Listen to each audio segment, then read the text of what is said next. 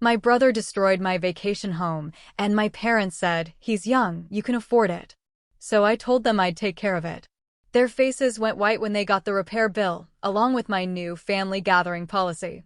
I thought I understood betrayal, but nothing could have prepared me for the gut-wrenching realization that my own family, the people who were supposed to love and protect me, had orchestrated the complete destruction of my most sacred place. It was a cold, hard slap to the face, revealing a truth more painful than any shattered mug or ruined sofa. The stench hit me first, a sickly sweet miasma of stale beer, old cigarette smoke, and something vaguely like vomit. My hand froze on the doorknob of the nest, my little slice of heaven, my weekend sanctuary. This wasn't the crisp, pine-scented air I'd been dreaming of all week. My name is Lacey, and I'm what most people would call successful. Early 30s, good career, and I'd poured a significant chunk of my savings and a lot of sweat equity into this small cabin by the lake. It wasn't fancy, not by a long shot, but it was mine. Every mismatched piece of furniture, every quirky painting, every carefully chosen throw pillow was a testament to late nights at the office, to sacrifices made. It was where I came to breathe, to recharge, to escape the endless demands of city life, and if I'm being honest, sometimes my own family. I pushed the door open, my heart already thumping a frantic rhythm against my ribs. The scene that greeted me, well, it was like a frat house horror show. My beautiful, calm living room was decimated. Cushions from the sofa were ripped, their stuffing pulled out like grotesque entrails. A sticky, dark stain, wine, I hoped, though it looked suspiciously like something worse, had soaked into the light pine floorboards I'd painstakingly sanded and sealed myself. Empty beer cans and crushed plastic cups littered every surface, some overflowing with cigarette butts. My antique coffee table, a flea market find I'd lovingly restored, had a deep, jagged crack across its surface, as if someone had danced on it or jumped. "No," I whispered, my voice swallowed by the sudden oppressive silence of the trash space.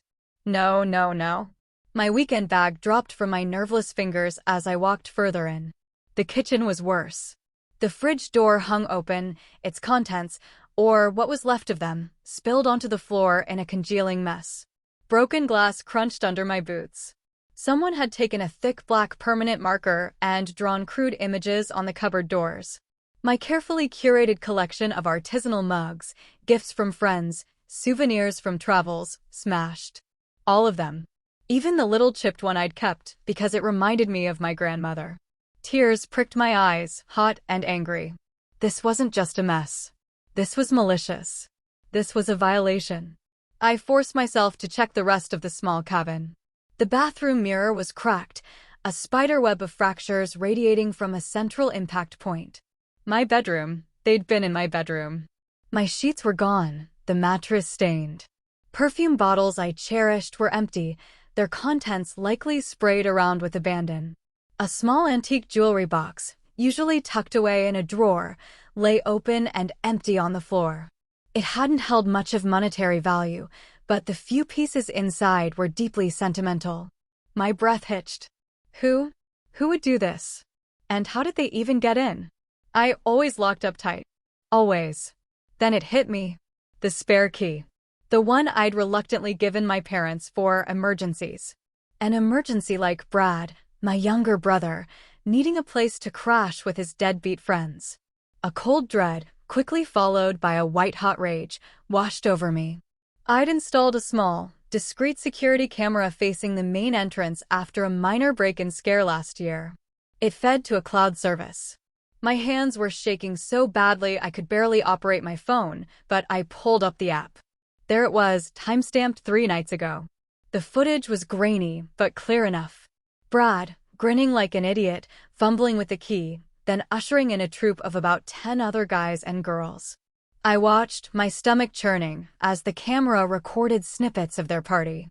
Them dragging my furniture around, loud music thumping even through the phone's tiny speaker. Someone swinging from the exposed beam I loved so much. I fast-forwarded, my disgust growing with every frame. Then I saw Brad, clearly drunk, pick up one of my framed art prints, a limited edition I'd saved for months to buy, and hurl it like a frisbee across the room where it shattered against the wall. He and his friends roared with laughter. My blood ran cold, then boiled. He hadn't just trashed my home, he'd flaunted it. As if that wasn't enough, as I scrolled through the last bits of footage from the next morning, showing them finally leaving in a state of disarray, I saw Brad pause by the door. He looked directly at the camera, a smirk on his face, then scribbled something on a piece of paper and stuck it to the fridge with one of my magnets. I walked back into the kitchen, my gaze fixed on the fridge. There, amidst the marker graffiti, was a crumpled napkin.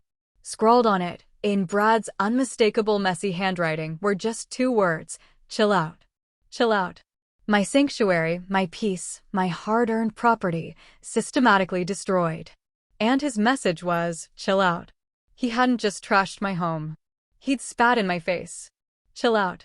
The 2 words echoed in the trashed silence of my kitchen. My hands clenched so tight my nails bit into my palms. I took a deep, shuddering breath, not of calm, but of icy resolve. Oh, I was past chilling out, way past. I pulled out my phone, my thumb hovering over Brad's contact. He picked up on the 3rd ring, his voice lazy and still thick with sleep, even though it was early afternoon. Yo, Brad, I said, my voice dangerously low.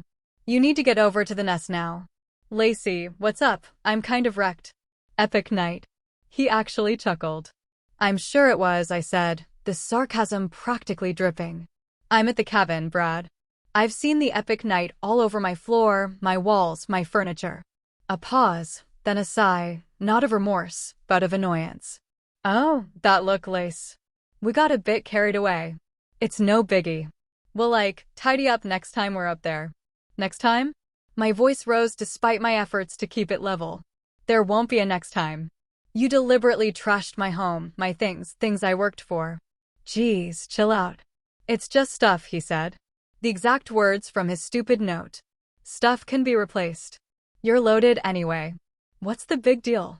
The big deal, Brad, I enunciated each word carefully, is that you are an entitled, destructive brat who has finally crossed a line.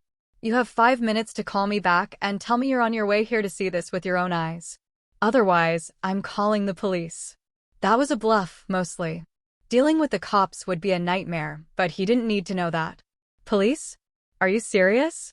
He sounded slightly less cavalier now. Mom and Dad will freak. They should, I said. 5 minutes. I hung up. He didn't call back in 5 minutes. He called back in 7, probably after a frantic consultation. Okay. I can't come now. I've got plans, but I'm sorry. All right. Seriously, didn't mean for it to get that out of hand. His apology sounded about as sincere as a politician's promise. Save it, I said.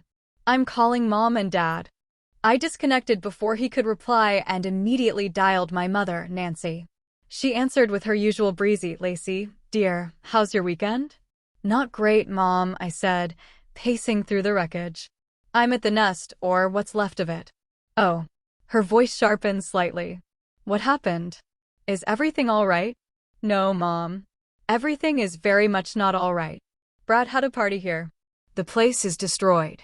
Furniture broken, walls defaced, my things smashed. I kept my tone factual, letting the words themselves carry the weight. There was a brief silence. I could almost hear her processing, calculating. Oh, Brad, she sighed. A familiar note of exasperated fondness in her voice that always set my teeth on edge. He's just being young, Lacey. Boys will be boys, you know. Boys will be boys? I repeated, incredulous. Mom, this isn't some spilled milk. This is thousands of dollars in damage. Malicious damage. I heard my father, Marcus, murmur something in the background. Nancy continued, her voice soothing, placating. Well, I'm sure it's not as bad as all that. You always did have a flair for the dramatic, dear. You have insurance, right? That's what it's for. My jaw tightened. Insurance isn't for deliberate vandalism by family members, Mom.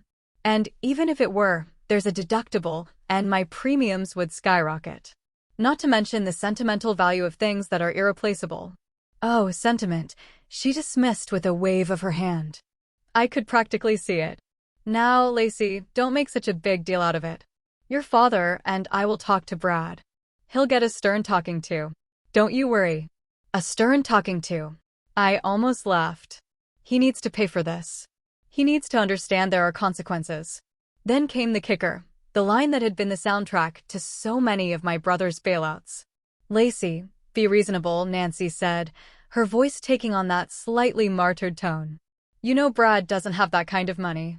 He's still finding his feet. Besides, here her voice brightened as if delivering a perfectly logical solution. You can afford it, unlike him. It's a bit of a mess, sure, but you can just get it cleaned up and replace what's broken. It'll be a write-off for you, probably. My father finally spoke, his voice echoing Nancy's sentiment. She's right, Lace. It's unfortunate, but let's not blow this out of proportion. Family helps each other out. Family helps each other out. They meant I help Brad out. And they helped themselves to my patience, my resources, my goodwill. The familiar burn of resentment flared. But this time, something else mixed with it. A cold, hard clarity. They would never change. They would always shield him, always expect me to be the responsible one, the one who absorbed the costs of his irresponsibility. I looked around the ruined room, at the chill-out note still mocking me from the fridge. My anger, which had been a raging inferno, began to cool, condensing into something solid, something unbendable. I took a slow breath. Okay, I said, my voice surprisingly calm even to my own ears. I could hear them exchange faint sounds of relief on the other end. They thought they'd won again. Don't worry, I continued, my gaze sweeping over the destruction one last time. I'll take care of it. That's our girl. Nancy chirped, all sweetness and light now that the unpleasantness was seemingly over. We knew you'd understand. Just send us some pictures later. Maybe we can help you find a good cleaner. I pictured their faces, smug and self-satisfied, completely misreading the steel in my voice. A tiny, almost imperceptible smile touched my lips. Right, I said. I'll be in touch. I ended the call. They had absolutely no idea. The drive back to my city apartment was a blur of simmering rage and dawning resolve. You can afford it. Mom's voice echoed in my head, each repetition chipping away at the last vestiges of my familial obligation. Afford it? Yes, I could afford to fix the damage. I could also afford to teach them a lesson they'd never forget. The first thing I did when I got home was dump my ruined weekend bag in the trash. Then I grabbed my good camera, not just my phone, and drove straight back to the nest. The 2-hour trip felt shorter this time, fueled by a different kind of energy. For the next 3 hours, I was a forensic investigator in my own life. I photographed everything. Every stain, every scratch, every broken shard of glass. Wide shots of the rooms, close-ups of the damage. I took macro shots of the gouges in the coffee table, the marker on the cupboards, the rip in the sofa. I filmed slow panning videos, narrating quietly what each item was, its approximate value, and the nature of the destruction. The digital mountain of evidence grew. Back in my apartment, I spread printouts of the security footage stills across my dining table. Brad mid-throw. Brad smirking at the camera. His idiot friends, faces clearly visible, participating in the vandalism. The next morning, I called Anukika. She's my rock, the kind of friend who tells you when you have spinach in your teeth and when you're being a doormat. I laid it all out, the discovery, Brad's pathetic excuses, my parents' infuriating dismissal. Lacey, that's beyond awful, Anukika said, her voice tight with anger on my behalf. They expect you to just what? Smile and write a check after he treated your sanctuary like a public toilet. Pretty much, I sighed. Standard operating procedure for the Hayes family, starring Brad as the golden child and me as the first national bank of Lacey. Not this time, Anika said firmly. This time you burn it all down. Metaphorically, of course. Mostly, I said, a grim satisfaction in my voice. I'm documenting everything. Good, she said. I mean, everything. Itemize it. Every single cent. And don't just bill Brad. Bill your parents. They're complicit. They enabled this. They raised him to be this little monster. Her words were like a balm to my frayed nerves. It wasn't just me being unreasonable. It wasn't just me overreacting. You think I should? I asked, though I already knew the answer. Abso-freaking-lutely, Anika said. They dismissed you because you can afford it. Fine. Let them contribute from their retirement fund. See how quickly their tune changes when it's their money on the line. That afternoon, I started compiling the list. Replacement cost for the custom sofa, $2,800. Repair and refinish antique coffee table, if salvageable, otherwise replacement estimated $600. New artisanal mugs, 12 at an average of $30 each, $360. Repainting kitchen cupboards, $400. Professional cleaning services for biohazards and extreme mess, $500. Replacing smashed art print, $450. The list went on and on, page after page. I researched current retail prices, got quotes from contractors for repairs. I was meticulous. I was ruthless. The total, when I finally tallied it up, was staggering. Even I was a little shocked. It was well into 5 figures. Then I called Ellis, a sharp lawyer I knew from a networking group. I wasn't looking to sue, not yet anyway, but I wanted the wording of my demands to be ironclad. I explained the situation briefly. Wow, Ellis said after a low whistle. Family. Can't live with them. Can't legally lock him in the shed. He chuckled. Okay, so you want to send them a formal demand for damages, and you want to restrict access to your properties? Smart. He gave me some precise legal phrasing to include, making it clear that this was a serious claim for restitution of damages caused by negligence and vandalism, and that failure to pay could result in further legal action. He also helped me draft a very formal, very unambiguous new family gathering policy. It stated in no uncertain terms that, effective immediately, Brad, Nancy, and Marcus were no longer permitted on any property owned by me for any reason, including but not limited to social calls, holidays, or emergencies they themselves manufactured. Any attempt to access said properties would be considered trespassing and dealt with accordingly. The final package was impressive. A thick sheaf of papers, a cover letter detailing the incident, and my profound disappointment, the multi-page itemized bill with copies of receipts and quotes, selected glossy photo prints of the worst damage, and the new family gathering policy. I made 2 identical sets. That evening, I stood in line at the post office, 2 large manila envelopes addressed separately, one to Brad, one to my parents. I paid for registered mail with return receipt requested. The postal clerk stamped them with a satisfying thud. As I walked out, the city lights seemed a little brighter. A weight I hadn't fully realized I was carrying had begun to lift.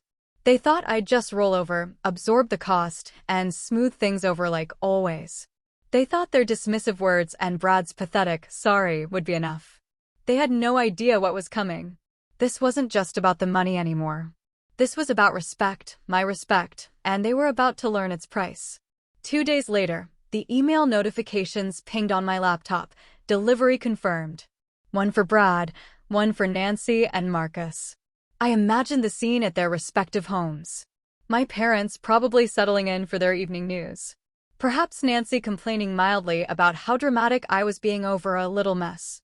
Brad, likely still in bed or gaming, annoyed having to sign for something. I pictured my mother, Nancy, picking up the thick envelope from the hall table, frowning slightly at the official-looking registered mail sticker. "What's this, Marcus?" she'd call out, tearing it open with a perfectly manicured nail.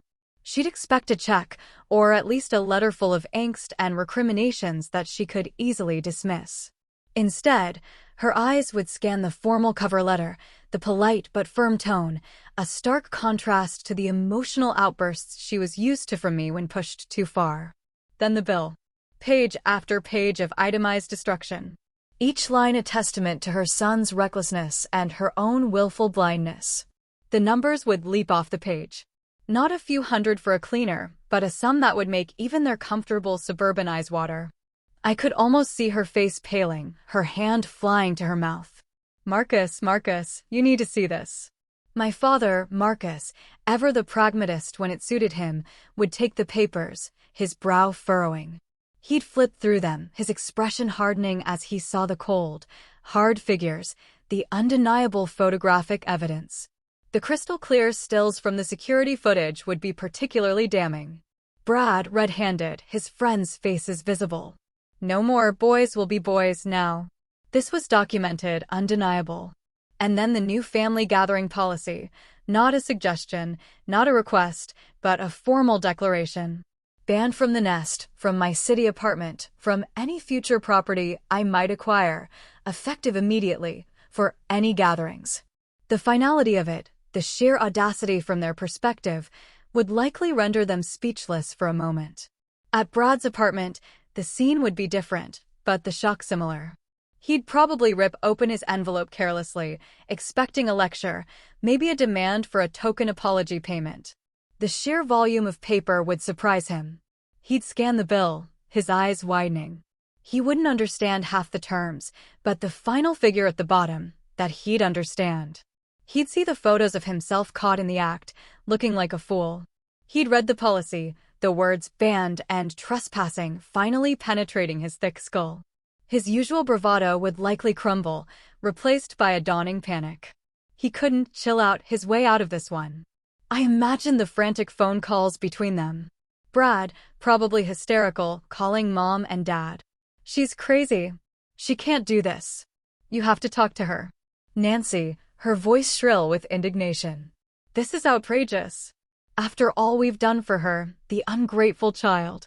Marcus, perhaps a little quieter, a little more shaken, realizing the carefully constructed bubble of their family dynamic had just been violently popped.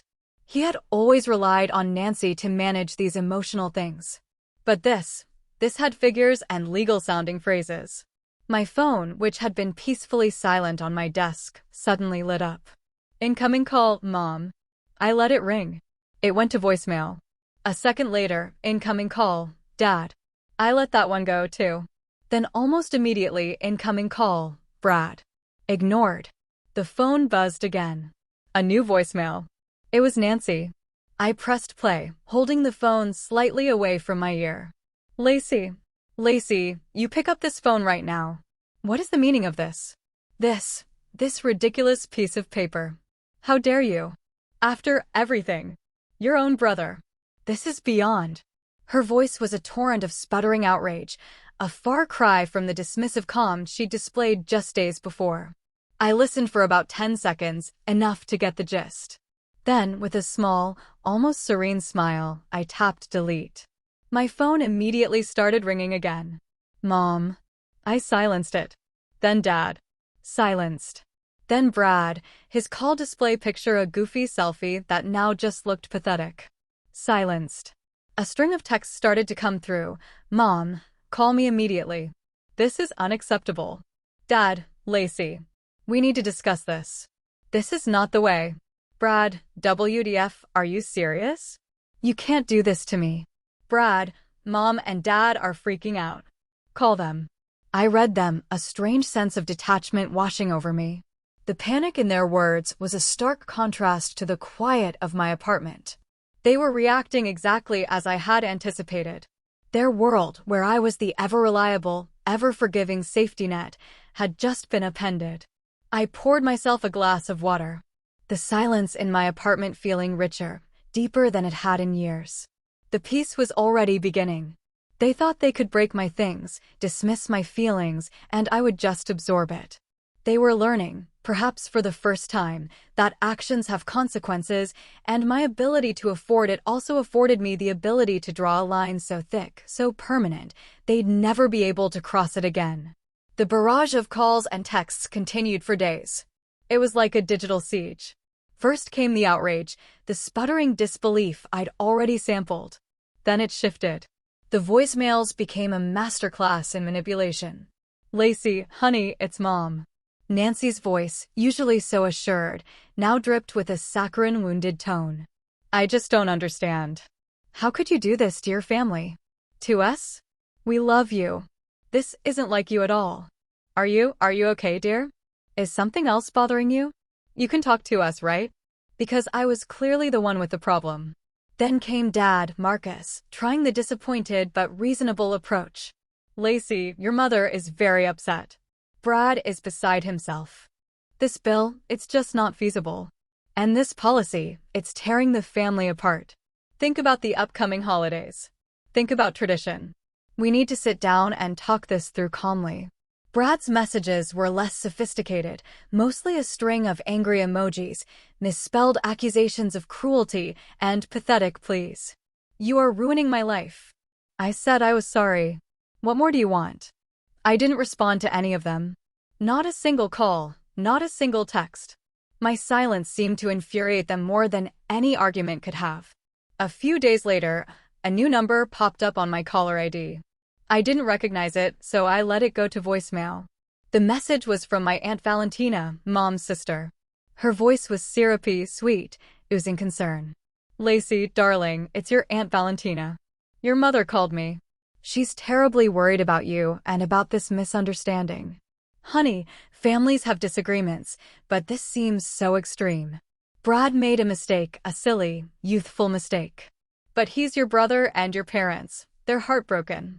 Can't we all just find a way to forgive and forget for the sake of family unity? Your mother said you're not even taking their calls. That's not like you, sweetheart. I rolled my eyes. So, Mom had deployed the flying monkeys. Valentina had always been a bit of a busybody, quick to offer unsolicited advice and meddle in disputes, usually by pressuring everyone to concede to Nancy's wishes for peace. I actually considered calling Valentina back just to set her straight, but then I remembered Anukika's advice about Jade. Justify, argue, defend, explain. Engaging would just give them an opening. So, I texted her instead. A short, polite message, Aunt Valentina, thank you for your concern. The matter is between me, Brad, and my parents. My terms are clear and non-negotiable. I hope you can understand. Her reply was almost instantaneous. But Lacey, family is more important than money or old houses. Your mother is beside herself. Surely you can bend a little. I didn't reply to that one. Bending a little was how I'd ended up here in the first place. The next day, Anika sent me a screenshot. You might want to see this, her message read. It was from a rarely used extended family group on some obscure social media platform I'd forgotten I was even part of. Brad had apparently decided to take his grievances public, or at least semi-public. His post was a masterpiece of victimhood, so disappointed in some family members who care more about stuff than people. I made a mistake and apologized. But now I'm being treated like a criminal and banned from seeing my own family just because she's rich and can bully everyone. Some people have no heart. Family drama. Materialistic. Sad. There were a few sympathetic comments from distant cousins who clearly only had his side of the story. Oh, Brad, that's awful. Some people forget where they came from. My blood simmered. The audacity. He hadn't just trashed my place, lied about it, and refused to take responsibility. Now he was trying to paint me as the villain, the cruel, materialistic older sister. He really wants to play dirty, does he? I muttered to myself, taking my own screenshots of his post and the comments. Fine. If he wanted to air dirty laundry, I had a whole laundromat full of evidence he couldn't even imagine. The security footage, the photos of the damage, his charming, chill-out note, my parents' dismissive texts, it was all neatly filed away. He was playing checkers while I was setting up a chess game he couldn't possibly win. This little smear campaign was just another nail in his own coffin. My resolve, already diamond hard, gained another layer of tempered steel. He had no idea how badly he'd just miscalculated. As October bled into November, the air turned crisp and the first whispers of Thanksgiving started to circulate. Traditionally, Thanksgiving was a big production at my parents' house. Nancy lived for the performance of it, the perfect table setting, the elaborate menu, the carefully curated image of a happy, prosperous family. While they hosted, I was always expected to contribute significantly, a couple of elaborate side dishes, the expensive wine, often a hefty financial contribution towards the turkey and other supplies. Sometimes they'd even suggest a pre-dinner appetizer gathering at my city apartment because it was more modern or had better parking for some of the out-of-towners. This year, however, a giant Lacey-shaped wrench had been thrown into their holiday machinery. The bill for damages to the nest remained unpaid. The new family gathering policy remained firmly in effect. After the initial flurry of outrage calls and manipulative texts, a strange sort of silence had descended from their end, at least directly to me. It was the kind of silence that precedes a storm. They were clearly stonewalling on the payment, probably hoping I'd just give up or that the looming holiday would force my hand. Then the indirect pressure started. Aunt Valentina called again, her voice even more strained. "Lacey, your mother is trying to plan Thanksgiving and she's just at a loss. She doesn't know what to do about you. Surely you're not going to let this ruin Thanksgiving for everyone." "Aunt Valentina," I said, my voice calm and even. "My plans for Thanksgiving are my own. The situation with my parents and Brad is separate. They have the bill, and they have the policy. Nothing has changed." "But it's Thanksgiving," she wailed, as if the holiday itself possessed magical powers of absolution. I politely ended the call. A few days later, an email landed in my inbox from Nancy. Subject: Thanksgiving plans. The email was a masterpiece of passive aggression and denial. It outlined the usual Thanksgiving dinner details at their house. Then casually added, "Lacey, we'll need you to bring your famous pecan sweet potato casserole and the cranberry orange relish, and perhaps you could host a small cocktail hour at your place around 1 p.m. before everyone comes over here. It would be lovely to see you and clear the air.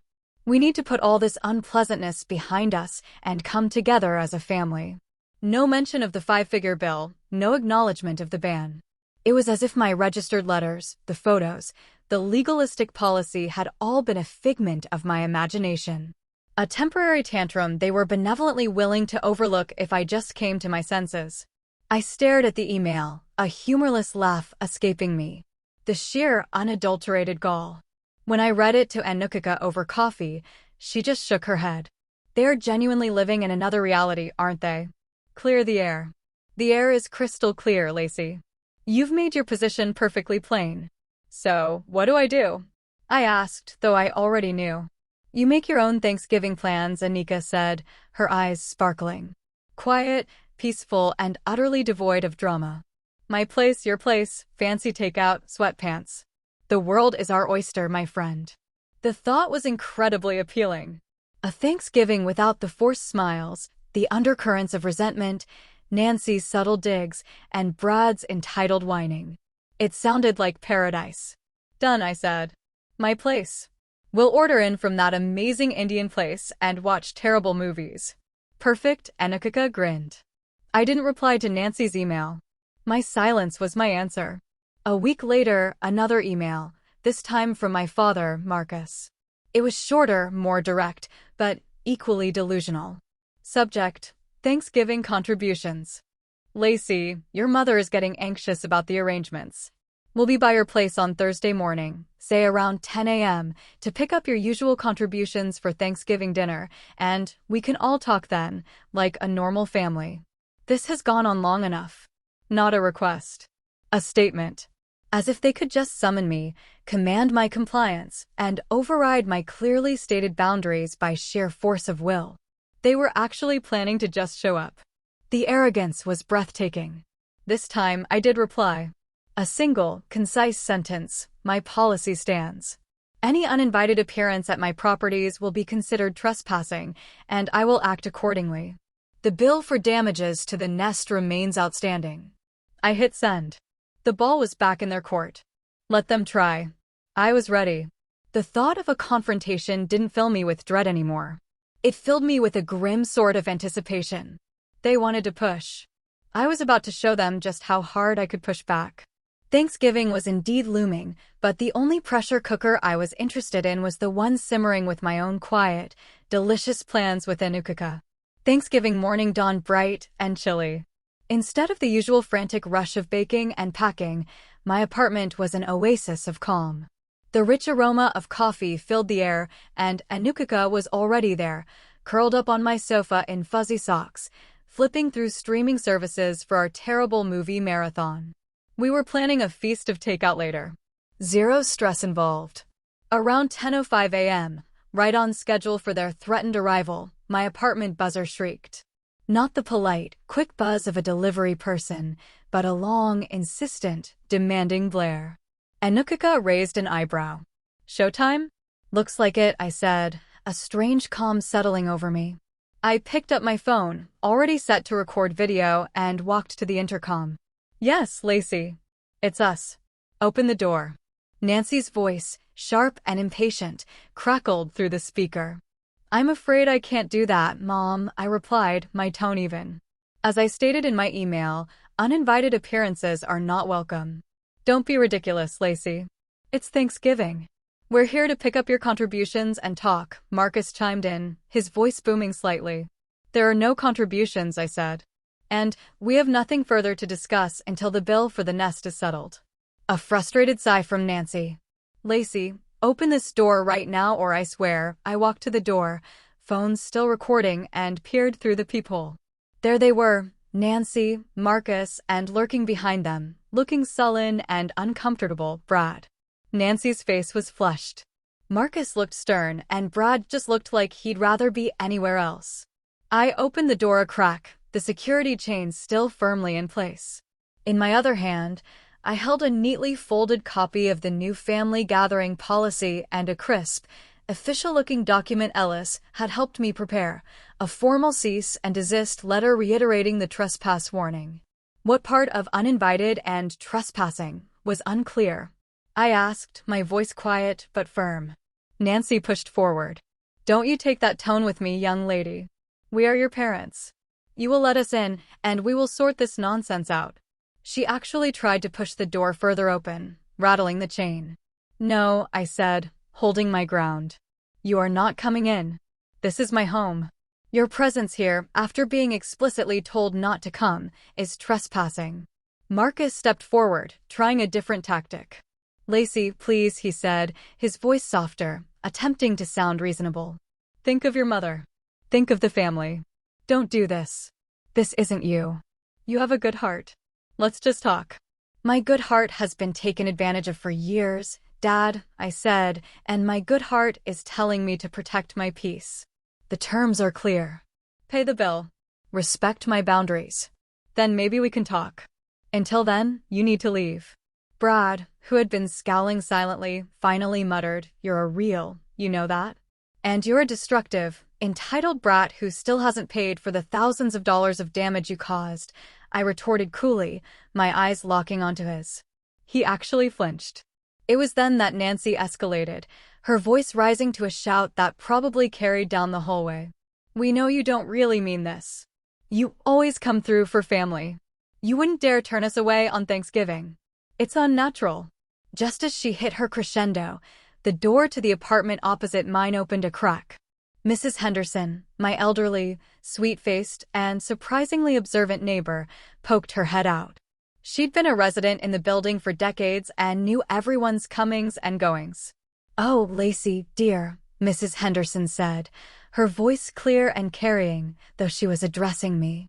She had a clear view of my parents and Brad clustered at my door. I meant to tell you, I was watering my plants on my balcony that Friday, you know, the weekend before last. I saw Nancy and Marcus here. She nodded towards my parents. Dropping young Brad and a whole carload of his rather rowdy-looking friends off at the end of your lane, the one that goes up to your little vacation place. I thought it was a bit odd they didn't drive all the way up or stop in themselves, just sort of waved them off. Quite a noisy bunch they were, too. A stunned silence fell. My parents froze. Nancy's mouth, which had been open mid-rant, snapped shut. Marcus's face went from stern to a sort of pasty gray. Brad looked like he wanted the floor to swallow him. Mrs. Henderson, bless her unintentional, perfectly timed intervention, had just torpedoed their entire narrative of ignorance and boys will be boys. She'd placed them at the scene, not just as enablers after the fact, but as facilitators before it. They hadn't just known Brad had a key. They'd actively delivered him and his hoard to my doorstep. I simply looked at them, my expression unyielding. The fight visibly drained out of them. Nancy opened and closed her mouth a few times, but no sound came out. Marcus just stared, looking utterly defeated. Well, I said into the silence, my voice still calm. That's illuminating. They mumbled a few incoherent, blustering remarks about misunderstandings and Mrs. Henderson being mistaken, but their hearts weren't in it. The public humiliation, The irrefutable implication of their deeper complicity was too much. Defeated, they began to retreat. Brad shot me one last venomous glare before being pulled away by Marcus.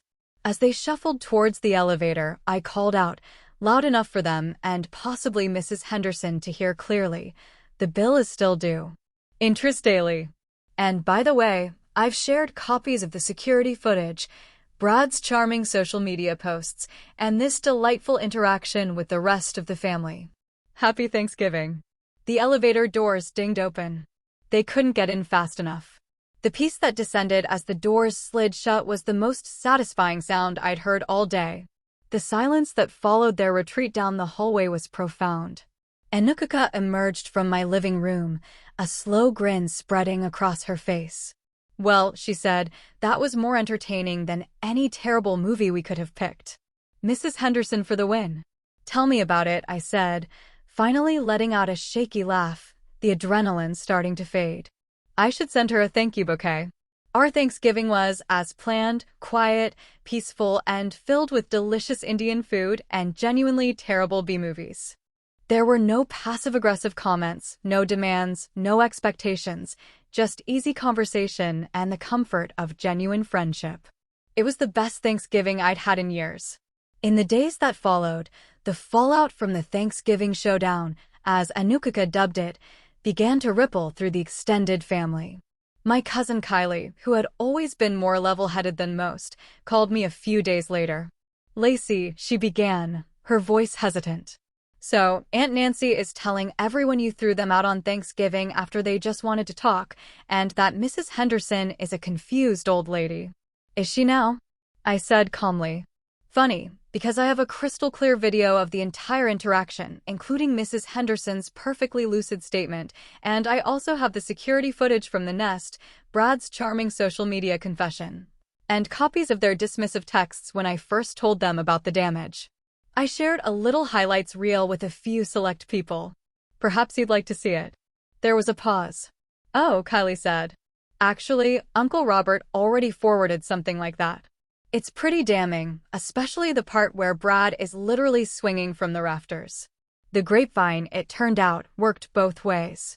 Once a few key, less biased relatives saw the actual evidence, the visual proof of the destruction, Brad's arrogance, my parents' complicity confirmed by Mrs. Henderson, and their aggressive behavior at my door, Nancy's narrative of the misunderstood son and the cruel, unforgiving daughter began to crumble.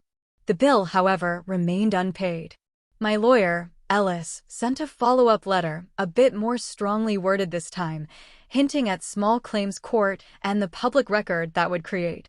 About a week after that, a certified check arrived in the mail. Not from Brad, of course, but from Nancy and Marcus. It was for the full amount, every last cent. There was no note, no apology, just the check. I deposited it immediately. The satisfaction was immense. Not just for the money, but for what it represented, accountability, finally. Kylie called again a few weeks before Christmas. "Things are tense over here," she reported. "Aunt Nancy is apparently a wreck. Not because she's sorry, from what I gather, but because everyone knows. Uncle Marcus had to take out a home equity loan to cover that bill you sent. They're not hosting Christmas this year. Say they're not feeling up to it. First time ever." "And Brad?" I asked, trying to keep my voice neutral. "Total pariah," Kylie said bluntly. "None of his usual enablers in the family want anything to do with him after seeing what he did. He apparently had some kind of meltdown when he realized no one was bailing him out of this financially or socially. Word is he's actually had to get a real job. Part-time stocking shelves." A faint, fading sadness touched me then. Not for them, but for the family I wished I'd had, the one that existed only in greeting cards and holiday movies. But it was quickly overshadowed by a profound sense of peace. The constant anxiety of waiting for the next demand, the next guilt trip, the next act of disrespect, it was gone. My apartment felt lighter. The nest, which I was slowly and lovingly restoring with the money they'd paid, felt like my sanctuary again. I didn't spend Christmas with them, obviously. Anuka and I started a new tradition, a quiet dinner, good wine, and volunteering at a local shelter on Christmas morning. It felt meaningful, real. The calls and texts from Nancy, Marcus, and Brad eventually stopped altogether. The silence from their corner of the world was no longer a precursor to a storm, but the calm after it. I heard through Kylie that Nancy tried a few times to rally support, to paint herself as the victim of an ungrateful daughter, but the evidence I'd shared had done its work. People knew. My life became my own. Truly. I realized that my ability to afford it wasn't just about money. It was about affording myself peace, affording myself respect, affording myself the power to draw lines and enforce them. Sometimes the only way to win your peace is to be willing to go to war for it. Even if the battlefield is your own front door and the enemy shares your blood.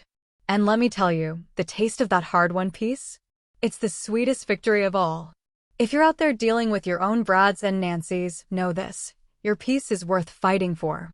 Don't ever let anyone make you feel guilty for demanding the respect you deserve.